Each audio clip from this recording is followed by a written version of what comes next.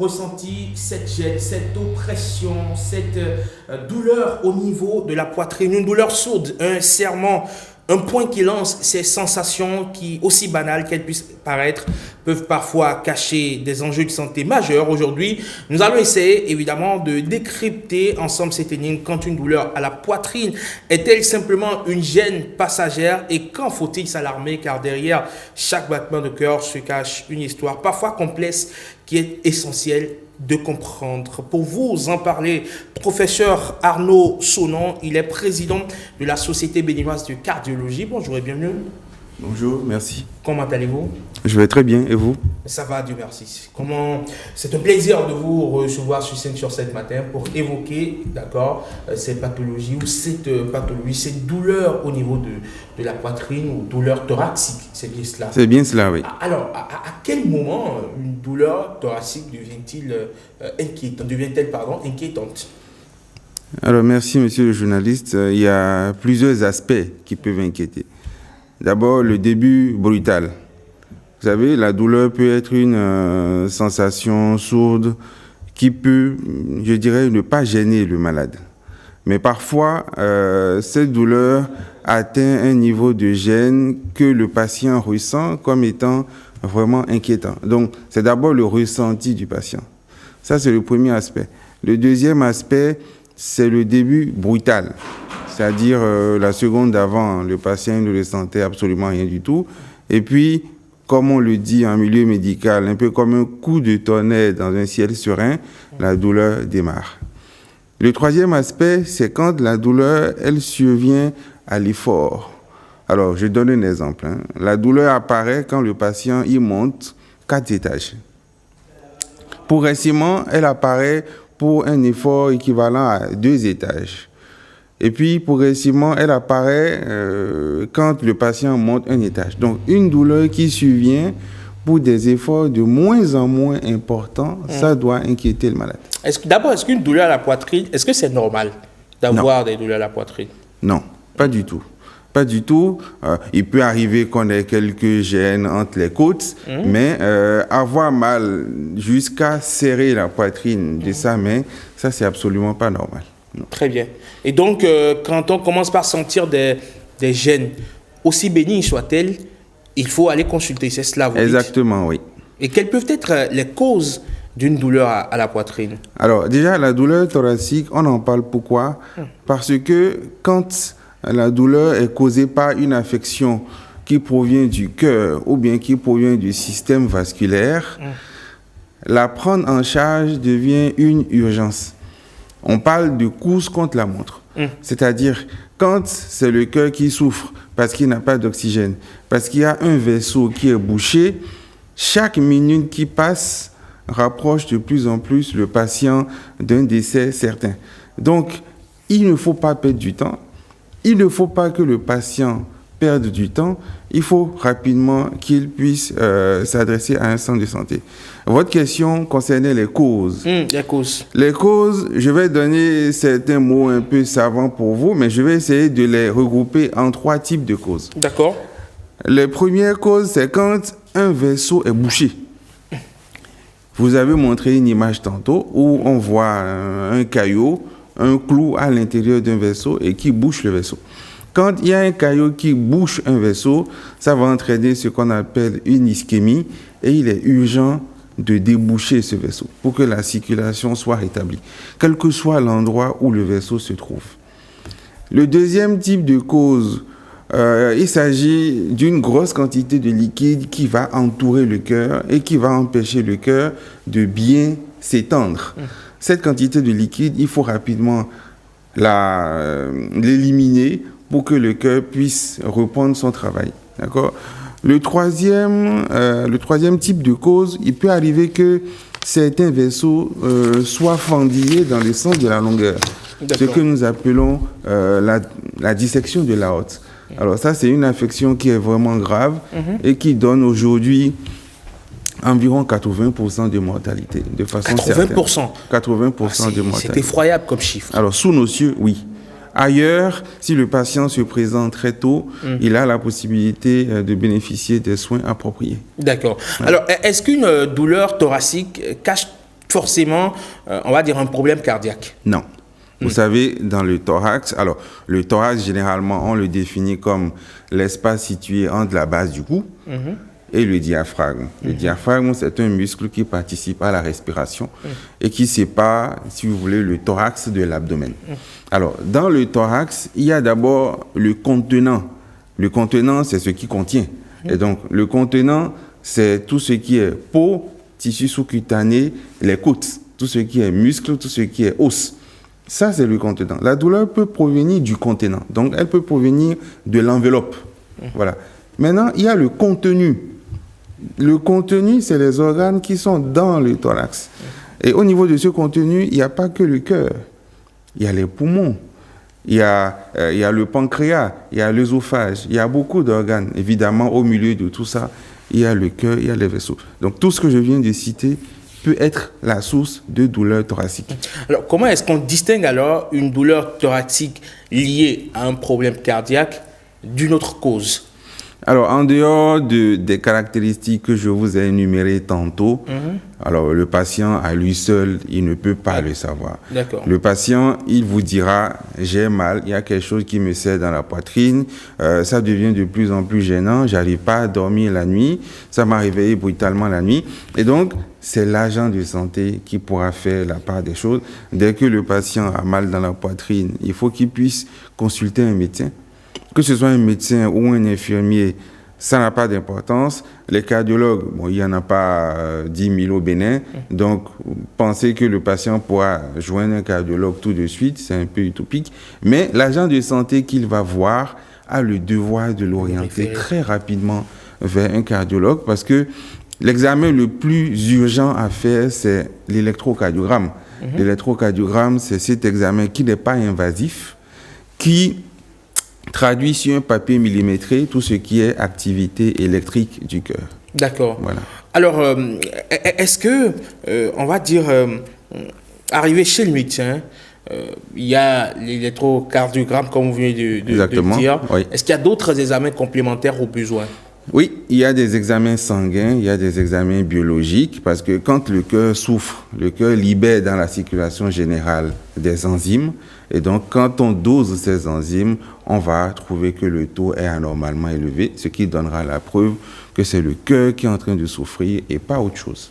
Quand c'est une douleur qui est passagère, est-ce qu'il faut fermer les yeux dessus ou il faut impérativement, dès lors qu'on ressent une gêne, aussi bénie soit-elle, il faut courir aller consulter ou au bout de quelques jours ou au bout de quelques heures, si ça passe, la vie peut continuer? Alors, vous comprenez que la limite, elle est vraiment difficile à définir parce que la limite est basée d'abord sur le ressenti du malade. D'accord? Là où je suis, si je fais un mouvement latéral un peu brutal, je peux avoir une petite pince ici, mais c'est une fraction de seconde, elle va partir. Mais si ça commence à durer, parce que généralement, quand vous allez chez le médecin, il vous demande de préciser le niveau d'intensité de votre douleur sur une échelle qui va de 0 à 10. Il va vous dire, si vous considérez que c'est 0, c'est que vous avez pas mal. Si vous considérez que c'est 10, c'est que c'est la douleur la plus violente que vous ayez jamais. Voilà. Et donc, à ce moment-là, vous mettez à, si c'est 1, 2, et que c'est quelques secondes, le patient... il ne va pas courir chez le médecin, mais s'il ressent que ça devient persistant à partir de 4, 5 jusqu'à 10 et que ça dure dans le temps, il ne faut absolument pas qu'il perde une seule minute. Est-ce qu'il y a des facteurs de risque? Oui, alors les facteurs de risque, on en parle beaucoup parce qu'en termes de prise en charge, il y a la prise en charge qui relève du malade et il y a la prise en charge qui relève du médecin. On peut aussi dire qu'il y a la prise en charge qui relève des institutions, de ceux qui nous dirigent. Le malade, il va beaucoup nous aider en évitant de manger trop sucré, trop salé, trop gras. C'est ce que nous avons souvent l'habitude de dire. Il faut qu'il fasse de l'exercice physique. Il ne faut surtout pas qu'il touche à une brindille de cigarette. Alors aujourd'hui, nos jeunes, ils fument la cigarette, mais ils fument aussi autre chose. Quand ils vont dans les restaurants, il y a la chicha, le narguilé. C'est quelque chose d'extrêmement dangereux. Il ne faut absolument pas toucher à ça. Le premier facteur de risque contre lequel on ne peut pas lutter, malheureusement, parce qu'on n'a pas encore trouvé cette fameuse fontaine de jouvence, c'est le temps qui passe. C'est l'âge. On ne peut pas encore rajeunir les gens. Donc, l'âge, c'est un facteur de risque qui est non modifiable. À côté de ça, il y a des facteurs de risque qui sont modifiables. Est-ce qu'il y a des facteurs génétiques qui peuvent entrer en ligne de mire? Alors, les facteurs génétiques, il y en a, mais on ne va pas dire que oui, c'est mon père qui l'a eu, c'est ma mère qui l'a eu, donc je ne suis pas surpris que moi-même, ça me touche. Même s'il y a des facteurs génétiques, il y aura des éléments qui vont faire que cette génétique va s'exprimer. Si nous sommes deux frères jumeaux, on suppose que notre géniteur, notre père, a fait un AVC à 40 ans. Alors, je suppose que le premier frère jumeau, lui, il est pas gros, il boit pas de l'alcool, il mange pas sucré, il fait régulièrement de l'exercice physique, il mange des fruits et légumes, et que le deuxième frère, lui, à côté de ça, il est obèse, il a un gros ventre, il fume, il boit. Alors, entre les deux, il y en a forcément un, si il devait tomber malade, qui va tomber malade plus vite que l'autre.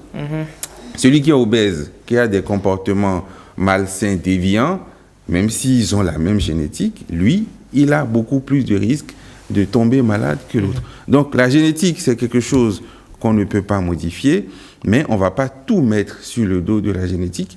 Nous avons d'abord intérêt à adopter des comportements sains, des comportements non déviants, et c'est déjà le rôle que nous avons à jouer. Alors, est-ce qu'il y a des traitements préventifs? Les traitements préventifs, c'est ce que je viens de vous dire. Parce que la santé traite, la médecine traite les malades. Mais le plus gros traitement, c'est d'abord la prévention. Parce que le premier traitement, c'est d'abord empêcher le malade de tomber malade, pour ne pas me répéter. Et donc, il faut que tous les jours, on fasse 30-45 minutes de promenade à pied. Alors, ce n'est pas seulement à l'endroit de ceux qui sont déjà malades, mais c'est aussi et surtout pour ceux qui sont encore en bonne santé, parce que c'est le seul moyen pour éviter que la maladie n'arrive. Alors, docteur, est-ce qu'une suractivité physique peut entraîner des douleurs à la poitrine? On voit aujourd'hui, lorsque vous allez dans des salles de sport, la culture de muscles qui s'intensifie. On veut avoir une poitrine en V. Voilà. Donc, on soulève les haltères pour pouvoir développer les muscles. Est-ce que cela peut être un facteur de risque aussi? Alors, à travers cette réponse, je rassure d'abord que mon objectif, c'est pas de décourager les gens à aller en salle de gym. Les gens, ils veulent que leur corps ait une certaine forme. C'est tout à fait normal. Sculpter leur corps. Voilà, c'est tout à fait normal, c'est tout à fait humain. Mais, alors, le culturisme, je dirais qu'il y a des règles. D'accord? Il faut faire des exercices dynamiques. Vous les voyez prendre des haltères, mais normalement, ils doivent avoir marcher, couru, faire du vélo avant de se mettre à prendre des haltères. Alors, ceux qui s'adonnent à ce genre d'activité physique, d'exercice physique, ils sont exposés à des complications vasculaires qui sont graves. Parce que quand on prend un gros poids, on demande, le sang augmente la pression à l'intérieur du vaisseau.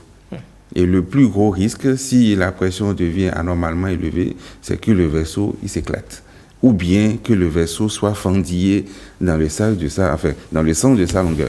Alors, c'est très rare comme complication, mais c'est déjà arrivé. Et donc, ceux-là, on est quand même obligé de le dire, ils courent plus de risques que d'autres d'avoir ce genre de complications. Mais pour se protéger, il faut faire beaucoup d'exercices dynamiques, marcher, courir, faire du vélo, mais surtout pas arriver en salle de gym et se diriger directement vers les haltères et commencer à les soulever. Voilà, ça va créer des problèmes. Est-ce que vous recevez beaucoup de patients dans ce sens qui viennent voir et disent « Ah, écoutez, docteur, j'ai mal à la poitrine ». Est-ce qu'il y en a beaucoup? On en parle parce que dans notre unité de soins intensifs, c'est la première ou la deuxième cause d'hospitalisation. Actuellement, au CNH, je suis en cas de... Alors, je peux dire c'est 30% des admissions en urgence cardiologique, donc quasiment un patient sur 3. Nous, c'est notre quotidien, d'accord? Et sachez que si vous avez un vaisseau qui est bouché, et que vous arrivez en urgence, il y a la possibilité d'injecter un médicament pour déboucher le vaisseau. Mais là, en urgence, vous devez trouver environ 1 200 000 dans la minute. 1 200 000 francs. Environ 1 200 000 francs dans la minute. C'est prohibitif. Parce que c'est un médicament qui a la possibilité de liser le caillot qui est présent et donc de régler le problème dans l'heure qui suit. Mais si vous n'en avez pas? Si vous n'en avez pas, c'est que vous allez subir la longue liste des complications. Et évidemment, c'est des complications qui vont vous rapprocher inexorablement vers le décès. 1 200 000 francs, oui, docteur, en urgence. Procheur. Et il y a beaucoup de patients qui, s'ils m'entendent, se reconnaîtront dans ce que je dis. Ce que j'ai dit, c'est quotidien et c'est vraiment pas un fait anecdotique, c'est quotidien. Nous, c'est notre vécu tous les jours. Et comment fait le Béninois moyen pour débourser 1 200 000 Alors, francs? si vous voulez pas débourser 1 200 000 francs CFA en urgence, ça n'a l'air de rien, mais nous le répétons tous les jours. Il faut pas prendre du poids de façon anormale. Il ne faut pas du matin au soir boire du soda, boire de la bière. Les patients, ils viennent et on leur demande, mais monsieur, à quel moment vous buvez de l'eau? Et à ce moment, le patient, il regarde le déroulé de sa journée et c'est là il admet que, en réalité, je ne bois pas d'eau. Je ne bois que des sucreries, que de la bière. Vous ne pouvez, en ne buvant que cela, vous augmentez le risque de tomber malade. Donc, il faut assainir ce que nous mangeons. Il faut faire de l'exercice. Il faut lutter contre la prise de poids. Et en faisant cela, on prévient les maladies qui nous exposent à ce genre de situation. La douleur à la poitrine. Donc, en gros, aucune douleur n'est banale. Non. Lorsque vous avez même les premiers signaux, les tout premiers signaux, il faut vous référer vers un médecin. Exactement. Si vous n'avez pas un spécialiste dans votre localité, référez-vous vers un agent de santé qui vous... Oui.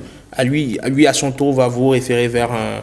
Qui va en appeler un, il va vous orienter. Le plus urgent, c'est de faire un électrocardiogramme, qui est un examen qui ne coûte pas cher. Dans certains centres de santé, c'est entre 5 et 7 000 francs, mais il faut le faire. Voilà. Et en cas de prise en charge, est-ce que le patient a des chances de recouvrer l'état normal de sa santé? Oui, il a des chances. Alors, il va s'améliorer, il va recouvrer sa santé, mais l'autre objectif, c'est lui éviter d'avoir à récidiver. C'est pas parce que le problème est réglé avec 1 200 000 francs en urgence que le problème ne va pas revenir si le patient continue d'adopter les comportements déviants. Est-ce qu'un problème à la poitrine ou une douleur à la poitrine peut aller jusqu'à susciter une chirurgie à cœur ouvert? Oui, bien sûr, parce que quand les vaisseaux sont bouchés et qu'on ne peut pas les déboucher, le chirurgien a la possibilité d'aller prélever dans le corps humain d'autres portions de vaisseaux qui, entre griffes, ne servent à rien. Ou ne servent pas à grand-chose. Ne servent pas, enfin, c'est parce qu'ils ne servent à rien ou pas à grand-chose que le chirurgien peut aller les prélever. Donc, il va les connecter avant la partie bouchée et il va les reconnecter après la partie bouchée. Donc, quand le sang arrive à ce niveau, au lieu d'être bloqué au niveau du caillot, il va passer par le pont et il va recommencer à circuler de l'autre côté. C'est ce que nous appelons le pontage. Et ça se fait à Cotonou grâce aux autorités béninoises à travers les missions de chirurgie cardiaque qui sont une réalité au CNHU depuis environ 3 ans. D'accord. Docteur Chaudon, qu'est-ce que vous avez envie de dire aux téléspectateurs qui nous suivent, outre ce que vous avez déjà dit, manger moins sucré, moins salé, moins gras, faire de l'activité sportive? Alors, c'est ce que nous allons répéter. C'est des conseils que nous donnons. À chaque fois qu'il y a un cardiologue qui est face à un micro, il répétera la même chose. Éviter les comportements déviants. Il faut faire de l'exercice physique. Ce n'est pas le week-end, parce que le faire le week-end, c'est comme je refuse de me brosser les dents lundi, vendredi jusqu'à samedi. Et c'est dimanche, je me brosse les dents une fois en espérant rattraper ce que je n'ai pas fait. C'est exactement la même chose. Il faut faire du sport tous les jours. Et puis, dès que le patient ressent une douleur dans la poitrine, qui commence brutalement, qui le gêne, qui l'inquiète, il faut absolument s'adresser à un agent de santé sans perdre du temps. D'accord. Vous êtes le président de la Société béninoise de cardiologie. C'est sans doute une société savante qui réunit les cardiologues du Bénin. Exactement, c'est une société savante. Nous sommes sur le territoire national environ 70 cardiologues. Il y a un Pour tout le nouveau Bénin. creux. Oui, pour tout le Bénin. Il y a un nouveau Même creux pas qui un est- cardiologue par commune. fait, sur 17 même communes. pas un cardiologue par commune, mais alors sachez on vient de quelque part. Il y a une trentaine d'années, le Bénin n'en comptait que 10. Alors depuis un certain temps, il y a l'usine à fabriquer des cardiologues au niveau de la faculté des sciences de la santé. Et progressivement, nous sommes passés en 3 décennies de 10 à 70. Et ça ne fera qu'augmenter. Je dois aussi dire que la semaine dernière, nous avons reçu 300 participants de 12 pays africains. C'était un congrès international de l'Association des sociétés de cardiologie de l'Afrique de l'Ouest et du Centre. Et donc, ils étaient très, très contents d'être à Cotonou. Les échanges scientifiques étaient d'un niveau très élevé. Très bien. Merci beaucoup à vous, docteur Arnaud Sonon, professeur même Arnaud Sonon, j'allais dire, vous êtes président donc de la Société béninoise de cardiologie. Merci d'être passé sur 5 sur 7 matin, donner ces précieux conseils aux téléspectateurs. Vous passez une excellente journée du mardi. Merci, et à très bientôt. Merci, c'est moi qui vous remercie. J'espère qu'on aura à se retrouver. Et que ce ne sera pas pour une question de pathologie, mais pour passer de bons moments. Exactement, c'est ce que j'allais dire. Merci beaucoup. Merci à vous. 5 sur 7 matin, allez, on s'écarte de tout ce qui est maladie du cœur, on s'écarte de tout ce qui est douleur à la poitrine, pour vous parler d'émotions intéressantes, de rire, de joie.